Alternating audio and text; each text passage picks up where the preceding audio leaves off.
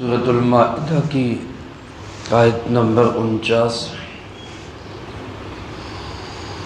الحمدللہ وکفی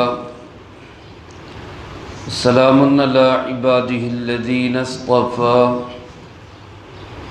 خصوصا علی سید الرسل وخاتم الانبیاء وعلی آلہ واصحابہ الاتقیاء اما بعد فاعوذ باللہ من الشیطان الرجیم بسم اللہ الرحمن الرحیم وَأَنِ احْكُم بَيْنَهُم بِمَا أَنزَلَ اللَّهُ وَلَا تَتَّبِعْ أَهْوَاءَهُمْ واحذرهم أن يفتنوك عن بعض ما أنزل الله إليك فإن تولوا فاعلم أنما يريد الله أن يصيبهم ببعض ذنوبهم وإن كثيرا من الناس لفاسقون أفحكم الجاهلية يبغون ومن أحسن من الله حكما لقوم يوقنون۔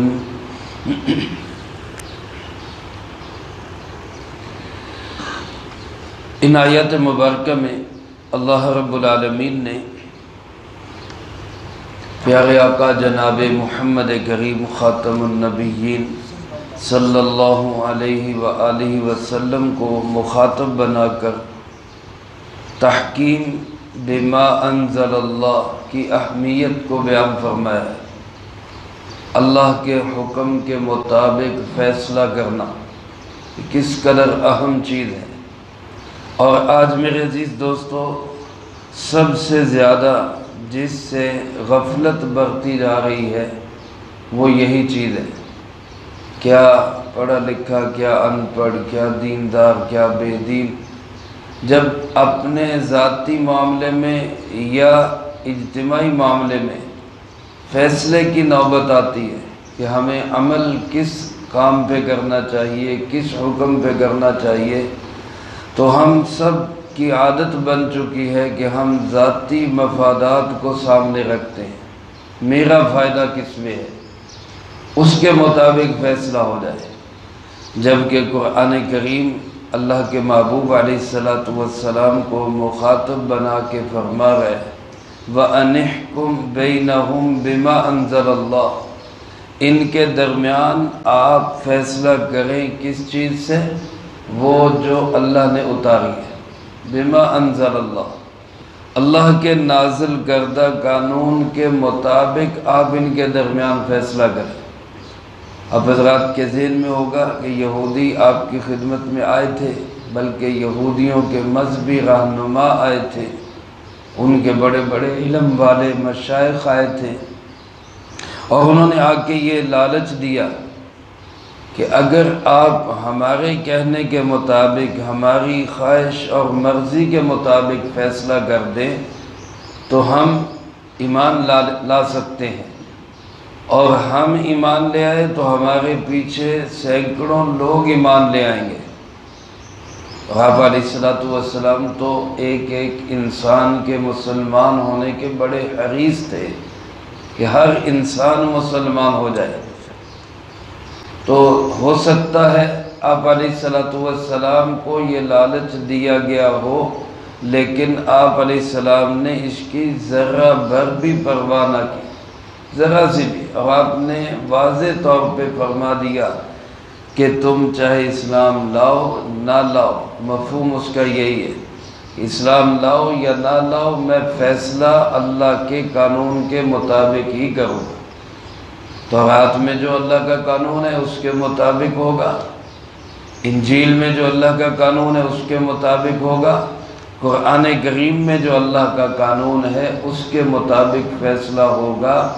اس پہ قبول کرنا ہے کرو، نہیں کرنا جو مرضی کرو، اسلام لاؤ نہ لاؤ، لالچ دو نہ دو، تمہاری مرضی، لیکن فیصلہ صرف کس پہ ہوگا؟ بما انزل اللہ، جو اللہ نے اتارا۔ اللہ پاک نے آپ علیہ الصلوۃ والسلام کے اس عمل کی تحسین بھی فرمائی، آپ علیہ الصلوۃ والسلام کو گویا شاباش بھی دی، اور مزید حکم دیا کہ آپ نے جو کیا ہے وہ ٹھیک کیا ہے، آئندہ بھی ایسا ہی کرنا ہے۔ آپ نے جو بھی فیصلہ کرنا ہے وہ اللہ کے نازل کردہ قانون کے مطابق ہی کرنا ہے، اور وَلَا تَتَّبِعْ أَهْوَاءَهُمْ، ان کی خواہشات کی ہرگز پیروی نہیں کرنی، بالکل پرواہ نہیں کرنی۔ آج ہمارے قوانین بنانے سے لے کر قوانین چلانے تک ہر جگہ پہ جس چیز کو سامنے رکھا جاتا ہے وہ یہ کہ کہیں ہمارا جو ہے وہ بہادر صاحب امریکہ ناراض نہ ہو جائے، کہیں ہمارے جن سے تجارتی کاروباری تعلقات ہیں وہ ناراض نہ ہو جائیں، کہیں ہمارے مفادات پہ زد نہ پڑ جائے۔ اس کو دیکھ کے سوچا سمجھا فیصلہ کیا جاتا ہے اور قوانین بنائے جا رہے ہیں، جبکہ ہونا یہ چاہیے تھا کہ چاہے ساری دنیا خفا ہوتی ہو جائے، ہم اس قانون اور اصول ضابطے کو نہیں چھوڑیں گے جو بنایا ہوا کس کا ہے؟ اللہ رب العالمین کا۔ اللہ پاک فرماتے ہیں کہ آپ اس کے مطابق فیصلہ کریں، ان کی خواہشات کی بالکل پرواہ نہ کریں، بلکہ اس سے اگلی بات یہ فرمائی وَاحْذَرْهُمْ، چکنے رہیے، محتاط رہیے اس بات سے کہ اَن يَفْتِنُوكَ عَن بَعْضِ مَا أَنزَلَ اللَّهُ إِلَيْكَ، کہ کہیں یہ لوگ آپ کو اس کے کچھ حصے سے بھی فتنے میں نہ ڈال دیں جو اللہ نے نازل کیا۔ 100% بما انزل اللہ کے مطابق فیصلہ کرنا یہ لازمی ہے، 1% بھی پیچھے ہٹیں گے تو کہیں ایسا نہ ہو کہ آپ فتنے میں مبتلا ہو جائیں، کسی آزمائش میں مبتلا ہو جائیں۔ یہ کہا تو جا رہے آپ علیہ الصلوۃ والسلام کو، لیکن ظاہر ہے آپ علیہ الصلوۃ والسلام تو کبھی سوچ بھی نہیں سکتے کہ بما انزل اللہ کو چھوڑ کے کسی اور کے مطابق فیصلہ کریں۔ اصل میں یہ مجھے آپ کو سمجھایا جا رہا ہے، ہمیں سنایا جا رہا ہے کہ دیکھو کسی کی خواہشات کے لیے، کسی کی قوت طاقت سے، کسی کے لالچ سے متاثر ہو کر بما انزل اللہ کو چھوڑ کر کسی اور طرف جانا، یہ جب نبی علیہ الصلوۃ والسلام کو فتنے میں مبتلا کر سکتا ہے تو تم کس کھیت کی مولی ہو؟ تمہیں کیوں نہیں فتنوں میں مبتلا کرے گا؟ اس لیے اس سے بچو، چوکنے رہو، محتاط رہو، کہیں اللہ کے قانون کو کسی کی خواہش کے لیے چھوڑ کر تم کسی فتنے میں، عذاب میں، کسی آزمائش کا شکار نہ ہو جاؤ۔ اس سے بہت چوکنے اور محتاط رہو۔ میرے محترم دوستو، آج باطل مغرب وہ بڑے خوبصورت انداز سے ہمیں جو ہے وہ لبھاتا ہے، کبھی دنیاوی ترقی کا لالچ دیتا ہے، کبھی دنیاوی چیزوں کے بنانے کا لالچ دیتا ہے کہ تم اللہ کے قرآن سے، جناب نبی پاک صلی اللہ علیہ وسلم کی شریعت مطہرہ سے پیچھے ہٹ جاؤ، تمہیں ہر چیز ہم دیتے۔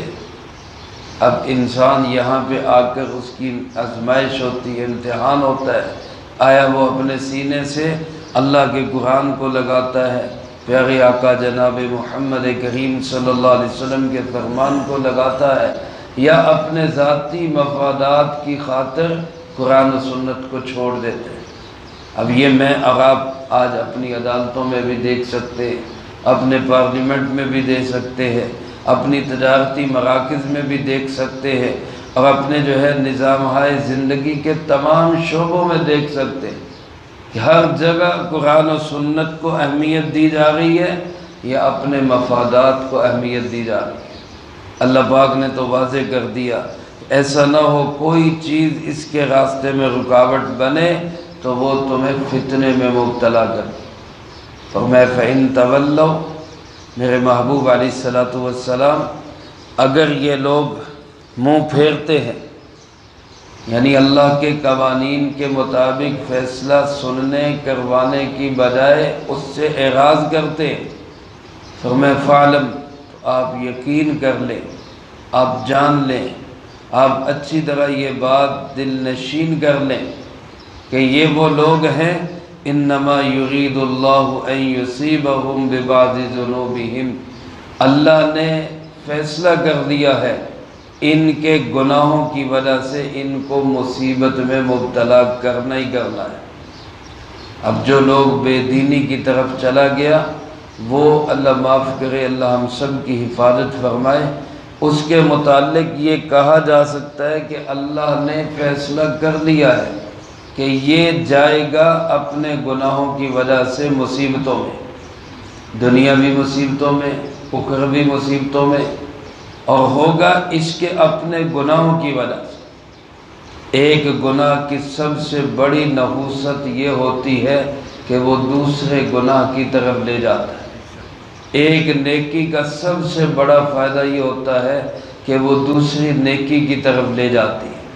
جتنا انسان نیکیوں کی طرف کھنچے گا، جتنا انسان بما انزل اللہ یعنی اللہ کی کتاب قرآن کریم کی طرف آئے گا، جتنا انسان پیارے آقا جناب محمد کریم صلی اللہ علیہ وسلم کی سنت و شریعت کی طرف آئے گا، اتنا ہی مصیبتوں سے بچے گا، دنیا کی اور آخرت کی پریشانیوں سے اتنا ہی محفوظ رہے گا، اور جتنا اس سے دور ہوتا چلا جائے گا اتنا مصائب میں پھنستا چلا جائے گا، الجھتا چلا جائے گا۔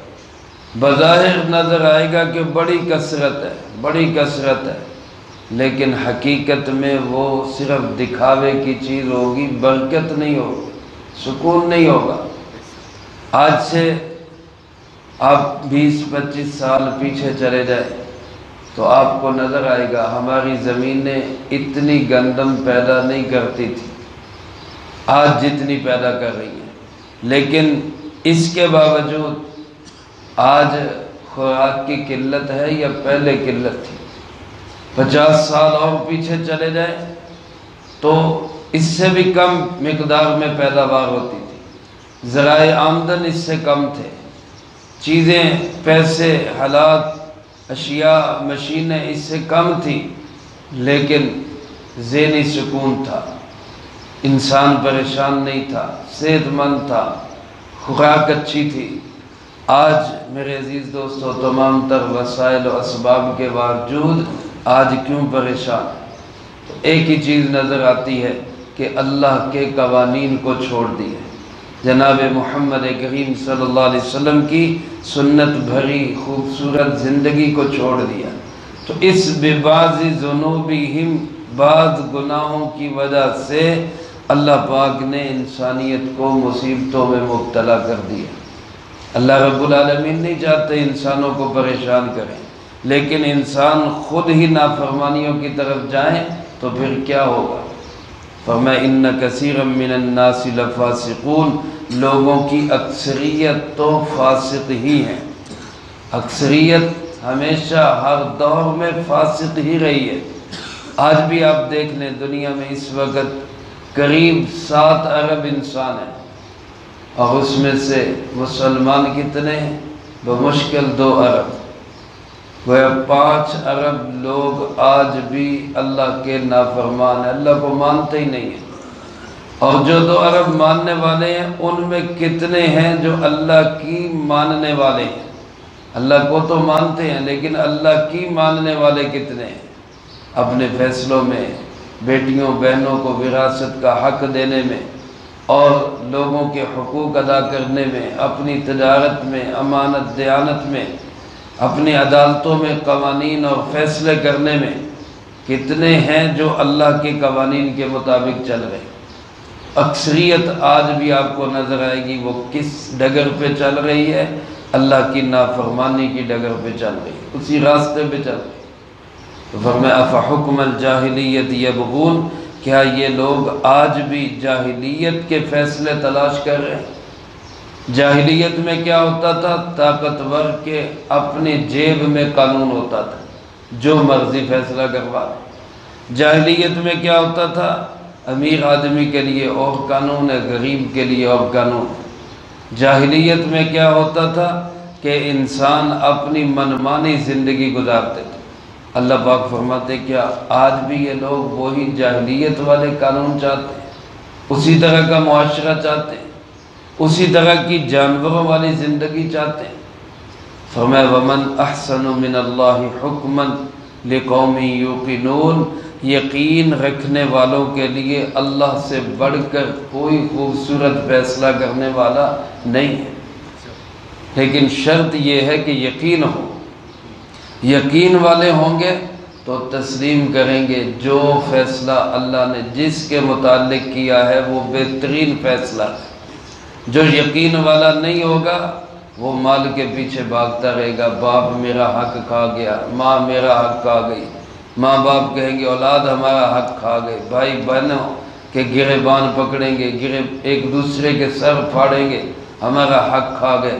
اگر وہ یہ اس پہ راضی ہو جائیں کہ جو اللہ نے ہمارے لیے فیصلہ کیا ہے اس سے خوبصورت کوئی فیصلہ ہو ہی نہیں سکتا، تو یقین کرنے والوں کے لیے یہ بہترین فیصلہ ہے، یقین کرنے والوں کے لیے بہترین حکم ہے۔ زندگی کے ہر شعبے میں میرے محترم دوستو، عزیز ساتھیوں، میں آپ نیت کر لیں کہ ہم قرآن و سنت کو سامنے رکھ کے زندگی گزاریں گے۔ جب انسان اس طرح زندگی گزارے گا اس سے زیادہ خوبصورت زندگی کسی کی ہو ہی نہیں سکتی۔ اللہ مجھے آپ کو سب کو اس کی توفیق نصیب فرمائے، جو کہا سنا اس کو زندگی میں لا کے دوسروں تک پہنچانے کی توفیق عطا فرمائے۔ اللہم انت السلام ومنک السلام، تبارکت ربنا وتعالیت یا ذا الجلال والاکرام۔ اللہم اعنا علی ذکرک وشکرک وحسن عبادتک، اللہم احسن عاقبتنا فی الامور کلها۔